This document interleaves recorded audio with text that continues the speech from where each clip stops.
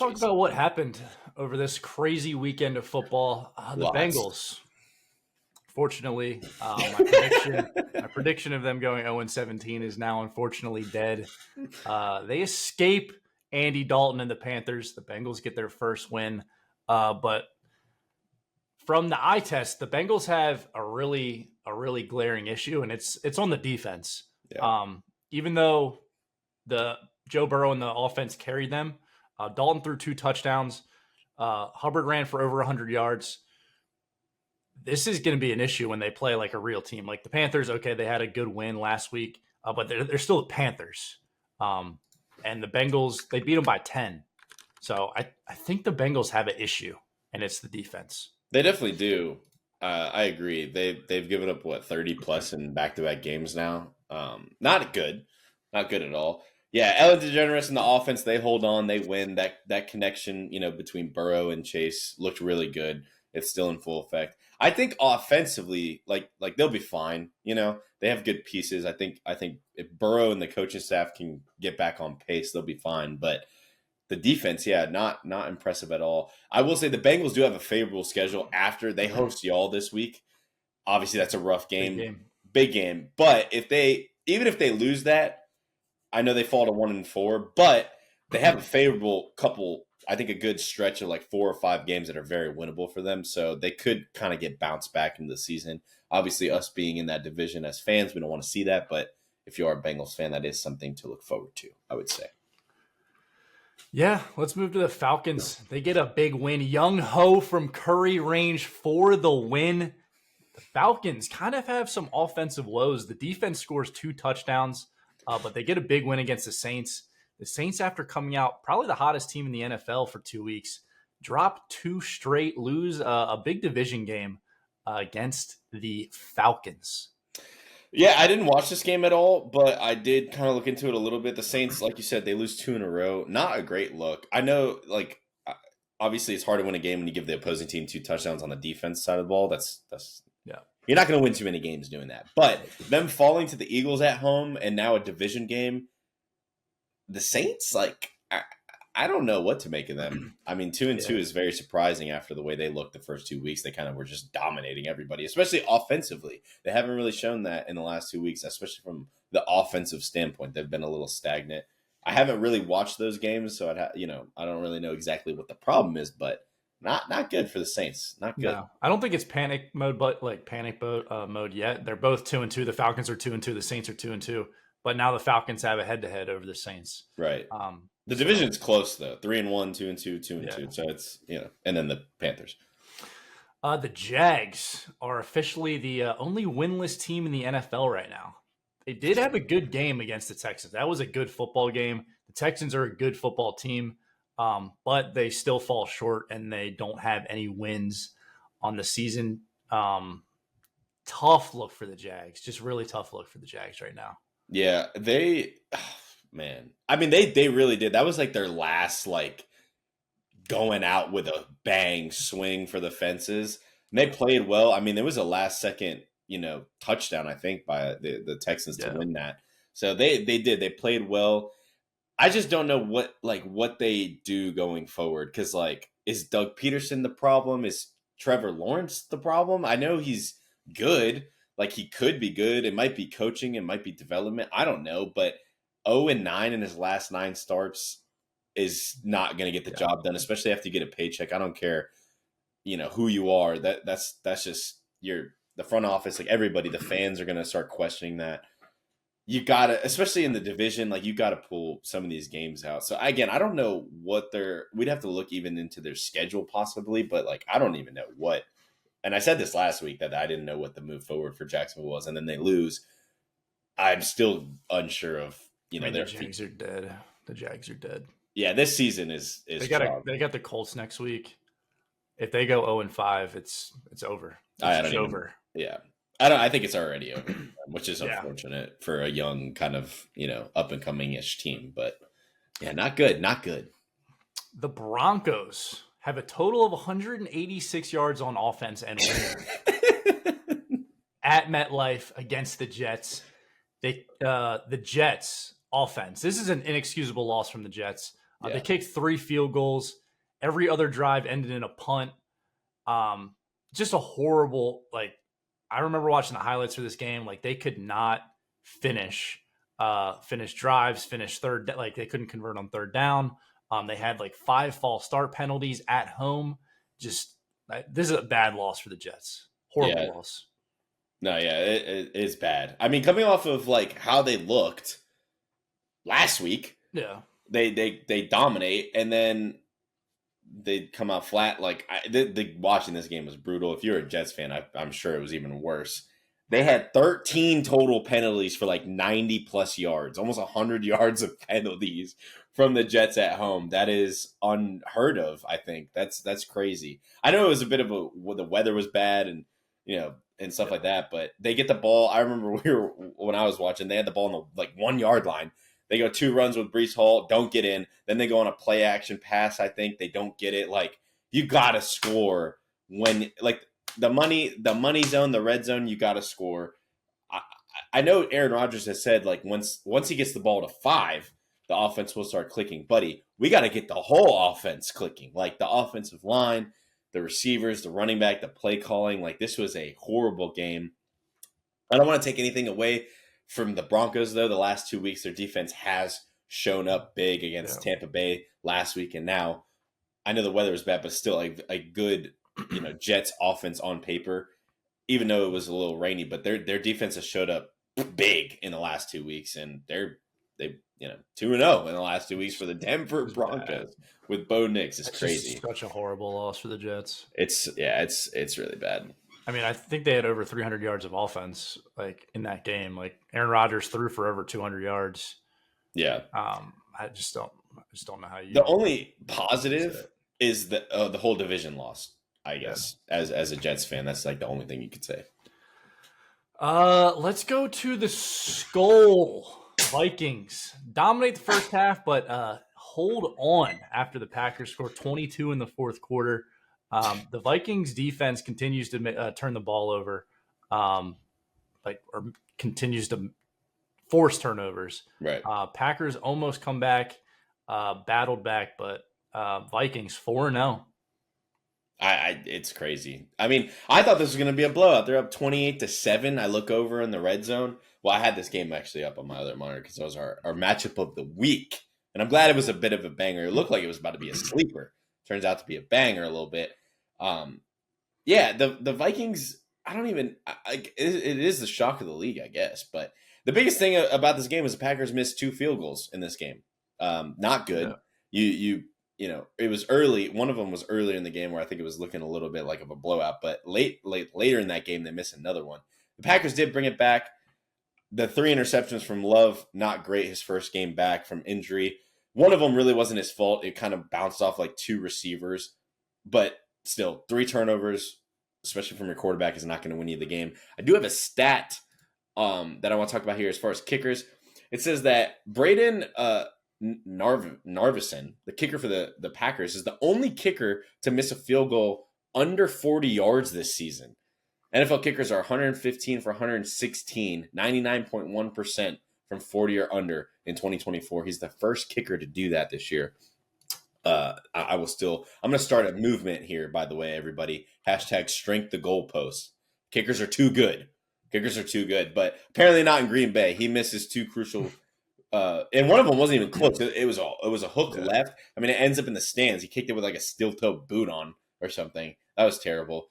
Kind of a false hope comeback from the Packers, which is unfortunate. But yeah, like you said, 4-0 from the Vikings. They're rolling out there in Minnesota, rolling. And that division is crazy. Probably the best division in football through 4 weeks right now is the NFC North. It definitely is. I mean, the Bears won. Like, yeah.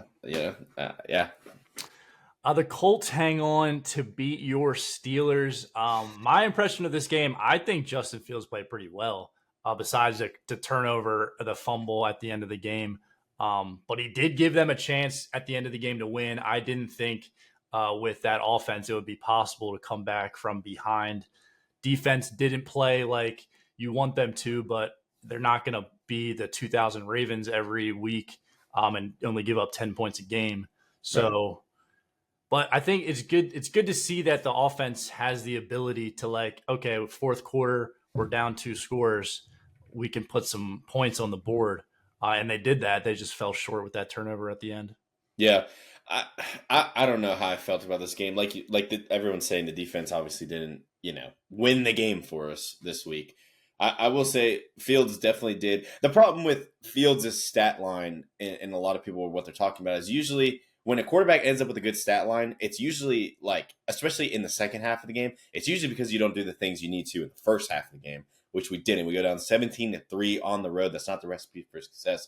Yes, he did end up with a good game. He had 2 touchdowns, rushing. I think he threw another 3 total touchdowns is good. He threw for 300 plus yards.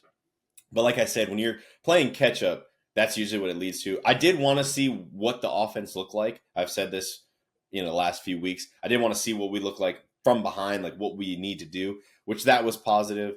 I just think like it was a little bit too late. Obviously the turnover was unfortunate. The fumble was huge. And then we actually are in the game late in the fourth, and then there was a miss. I don't know if it was a snap count. I don't know if it was not everybody getting set for the snap, but that we had a huge loss of a play, that puts us back in a huge down and distance, and we just can't recover from that. I will say one thing I will complain about is I did see a bunch of pictures and videos of TJ Watt being held in this game. No penalties for him is unusual. Usually it's either sacks come from TJ or penalties, and neither came. And I know that, the Colts have a good offensive line, but that's the best defensive end in football, or like pass rusher in football right now. And no flags on a bunch of calls that should have been made. That's kind of unfortunate. But overall, I'm not happy with the loss, but I'm also not like, it's not the end of the world. We're 3-1. I didn't like seeing the defense play like that, but I did ask for that, so I did get what I wanted, unfortunately. But offensively, we took too long to get it going. It is a good sign. Maybe we could piggyback off of it. I still personally think, at the end of the day, Russell Wilson, we have a 9-time Pro Bowler, Super Bowl winner, 2-time Super Bowl appearance quarterback, just sitting on the bench. I like Fields. I think he's playing good. But overall, I still think Russ, at the end of the day, is going to compete with teams like Lamar, a quarterback like Lamar, a quarterback like Herbert, a quarterback like Allen, a quarterback like Mahomes in the AFC. I think he'll compete far better than Fields would. But unfortunate loss. Let's move on. The Bears. Bears. They win. They beat a Rams team that doesn't have anyone on it except Matthew Stafford. It's just tough for the Rams. I mean, the Bears, I'll give them some credit. Caleb Williams put together a few scoring drives. But the Rams defense is bad just overall. Yeah. And the Rams offense just has so many injuries. They can't really get they don't have that guy to make a play. Like sometimes you need a guy to make a play on a third down or late in the game, and they don't have anyone to do that. Yeah. So it's tough. It's tough for the Rams right now. Yeah. I didn't watch this game at all, and the Bears won it. So shout out to the Bears. The Eagles. Fly, Eagles, fly on the road to misery. Nick Sirianni, I know he's on the hot seat right now with Eagles fans. At least I know that's the buzz around Philly right now. I know the injuries to A.J. Brown and Devonta Smith are hurting them bad, but they did not look good regardless against Baker and the Bucks, and they lose pretty big here. Yeah, they got waxed. They're a weird team right now. They're a drop away with Saquon from being 3-0. So it's like, okay, we're 2-1. Things are looking up, and then they come into Tampa Bay and throw an absolute stinker up there. Now they fall to 2-2 in week 5. They get embarrassed by the Bucs. Baker cooks for 347 yards and 2 touchdowns. They also have another 2 touchdowns on the ground. This offense cooking. Defense for the Eagles. Again, we saw hints of this a little bit against Atlanta. We commented on this, that their defense in that last drive looked very weak. I don't know if this is, their secondary is not great. It's not great. We already had Antonio Brown cooking them. The Bucs are now cooking them. We need to figure that out if you're Philly. Falling to 2-2, a bit of a surprise, I'd say. I know, like we said, the injuries to the guys on the outside is huge, but I can't say anything like that because the injured reserve Rams beat the 49ers, one of the best defenses, with nobody at the receiver position. So you got to figure it out. As far as a coach, I know the fans are on Nick, but what does Nick do? Like, what does he do? He doesn't call plays for the defense. He doesn't call plays for the offense. He's more of an offensive guy, I guess. But like, what does he do? Like, what does this guy do? I know they had their Super Bowl run, but they doesn't kick lose. field goals. That's what he doesn't do. He doesn't kick field goals. Is this one of those NFC teams where they go to the Super Bowl and they fall off a cliff, kind of like the Falcons did in 2016, kind of like the Panthers did in 2015? They get to the Super Bowl, they lose, and then it's just the rails fall off, and it's downhill from there. I don't know. I like this team. I like Saquon. I like pieces of it, some of their defense, but they got to figure things out. 2-2 is not great. I know the division isn't out of hands yet. Washington looking good. We'll get into that in a second, but yeah, I've seen the internet kind of be the internet and get some Bill Belichick in some Eagles gear as their next head coach. I think every team has a Photoshop of Bill Belichick in there. We need a Photoshop of Bill Belichick. Yeah, facts. Everybody does. Staying in the division, the Commanders continue to dominate. We are Commanders. They make every possession count, which is, I mean, with a rookie quarterback is something we probably haven't seen. I mean, other than CJ Stroud kind of doing that last year, but Jaden Daniels is right there with them. They punted one time in the past 3 games with a rookie at quarterback, which is like unheard of. They dominate the Cardinals. Defense is probably underrated for the Commanders as well. They've been playing great. I mean, it's easy when Jaden Daniels is pretty much on the field the whole game. But I mean, Commanders, talk about the Eagles. The Commanders, they could win the East. I don't think it's even I don't even think it's a crazy take on them. They're playing really well. I have in my notes the Commanders are winning the Super Bowl and Jaden Daniels winning Offensive Rookie of the Year. It's set in stone. I don't care what anybody says. I'm on board now. I was a little bit iffy going into the Bengals game. I picked the Bengals to win that game, and then they just said no. And then I think I took Arizona in this game, and then they said no again. So I'm not picking against the Commanders anymore. The defense is doing enough to win games. Like you said, I think they've only had they kind of got routed by the Bucks, but the Bucks offense has done that quite a few times now this season. But other than the Bucks and then the Bengals did offensively, put up points with them. They've looked good defensively, but the biggest thing is Jaden Daniels in this offense, man. 5 total touchdowns and only 1 turnover in the last 2 games. They're now 2-0. They're averaging 40 on offense, 40 points on offense in 2 weeks. That's crazy. That college offense, man, that everybody's talking crap about. I mean, they don't care what offense they're running in. That coaching staff they so did it good. right. They did it right. So good in Washington. Yeah, definitely one of the most underrated coaching staffs in the league for sure. Now everybody's on notice. You do not want to play Washington right now. I don't think. No. At least if offensively, if you can't move the ball to score, good luck. Yeah. The refs are 4-0. They just continue to just get after it. The Chiefs, I mean, they're hurt.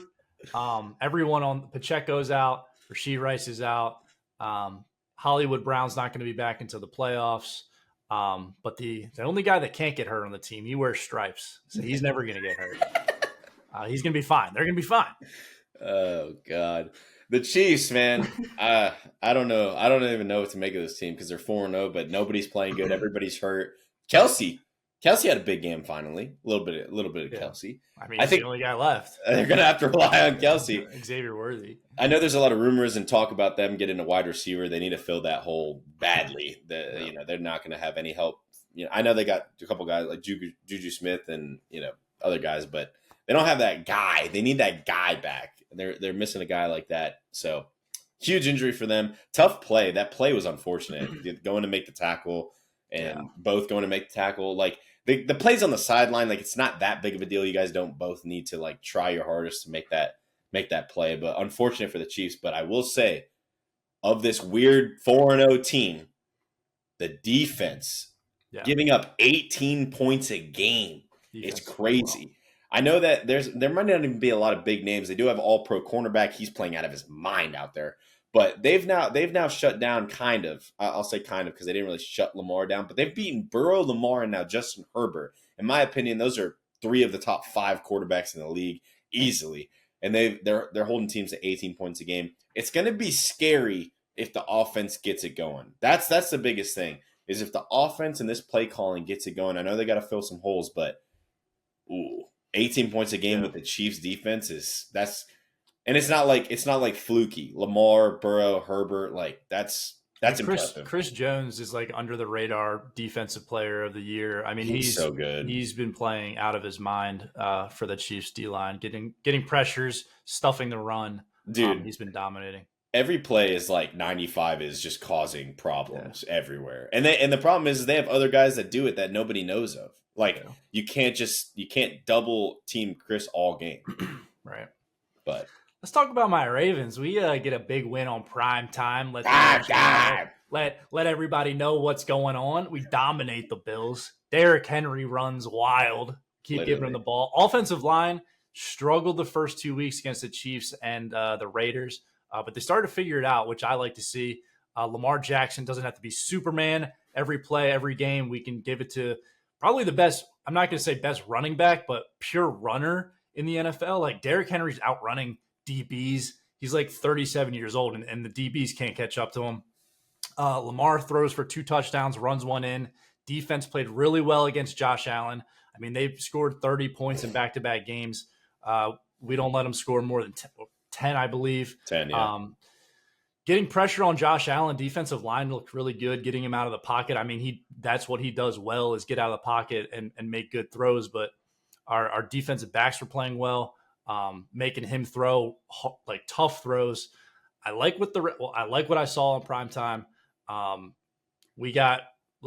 like the mentality of the team. Like after the game, they were like, we didn't win the Super Bowl. Like we're on to Cincinnati. Let's keep working hard and getting after it. So we need to wear black also every game. Like that should be our uniforms, just all blacks. The All Blacks are tough. I'm not going to lie. This was definitely the most impressive win of the weekend for sure.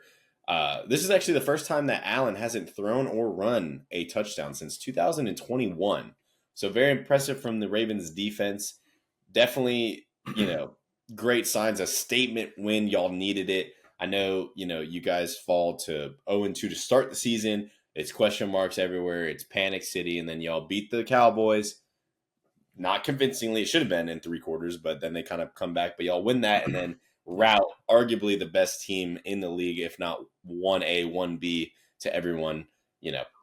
I think the Ravens could give teams problems. I think you guys have a ton of talent on this team, a ton of weapons. I think it's been mainly the coaching staff that's been the question this year. But y'all rely on the run. Derrick Henry is still running somewhere. That dude is a freak show. And we finally finished a game, right against the Raiders and against the Cowboys. Like in the second half, we kind of fall out. Like I thought about it on Sunday. Like Josh Allen makes that throw on the run. They score a touchdown. I'm like, here we go. Here it comes again. But then we just kept giving it to Derrick Henry, and they just couldn't stop it. So I think the Bills, I don't think they got exposed or anything, but they don't have that player other than Josh Allen that's going to make a play. Like Diggs is gone. Yeah. Like who is that player other than Josh Allen that's going to be for that offense? Like who is that guy going to be? Because I don't see one right now. I will say I did watch a little bit of a breakdown of this game from on TikTok. Somebody broke down the film. Allen actually played pretty poorly. Like he had open guys, not all the time. Y'all played good, but he had some plays left out there on the field that he didn't have. But yes, I agree with we said it earlier in the season. The wide receiver room is a bit of a question mark. He is getting the job done, but when they need it, they need a guy that can just kind of go out there and get it. Like it's hard to. The Chiefs are dealing with that. The Rams are dealing with that, so it's hard to move the ball when you don't have just that guy to kind of get out of jail free card. We'll say. Let's move to Monday night. Last night, the Dolphins are panic mode. Mike McDaniel, I used to be high on this guy. His play calling, he's supposed to be this offensive genius. Like his play calling is horrible. It's bad. It was bad last night. Mason Rudolph comes in for the Titans, leads them to 7 scoring drives. They get their first win of the season. I don't know. Like, I don't know how this offense would even look good with Tua if Tua didn't even get hurt. Like, what would this team look like? I don't think it would be that good. The Dolphins have not led in a game all season. They have one win, which came on a walk-off field goal in week 1. They have not led in any game at all this season. Yeah. The I don't even know. It is panic mode. I'm not sure what to really. It's kind of like the Jags. Like I don't even know what the move is forward here. The play calling is so bad. Tyreek Hill catches 4 passes in this game. We're just talking about coming into this week that there's no Tua, backup quarterbacks. They love to feed the guys when the Steelers when Ben Roethlisberger got hurt and guys like Mike Vick or Mason Rudolph or other guys came in, we were giving 84 the ball. Like it was, I don't care if he was triple team. We were finding ways to get your playmakers the ball. How is Tyreek Hill catching 4 passes in this game? And apparently there's only one guy on the planet that can run this offense. And apparently he gets his head scanned every other week, unfortunately, for Tua. But he might be the only guy that can run this offense. So, like you said, Mike McDaniel's supposed to be an offensive guru. I was the same way. I was high on Mike McDaniels. They're a playoff team. They look good. They're making good moves in the last couple of years. You know, and now, obviously, it's unfortunate that they lose their starting quarterback. But we've seen Flacco coming in against us, the best defense in the league. There's guys that can come in and win games. Literally, the other team they played had this happen. You know, I like even if Tua doesn't get hurt, I still don't think this offense is clicking this year. Like they were down like 2 scores to the Jags week 1. They come back and kick a field goal to win it. Yeah. They were getting dominated by the Bills in week 1 when Tua was in the first half. Yeah. So like I don't know if this team would even be good with Tua. Yeah. I heard somebody say that they have just too much like it's funny, they were saying that Mike McDaniel's like too cool. Like there's no like button up, there's no like laser focused energy out there in Miami. And I think I can kind of agree with that. There's a lot of noise on that team, but not taking anything away from the other team that did win this game, even though the Dolphins do fall 1-3 and 2 losses at home, 2 big losses at home, not good. But Tennessee looked good, man. They looked good. Their defense looked really good.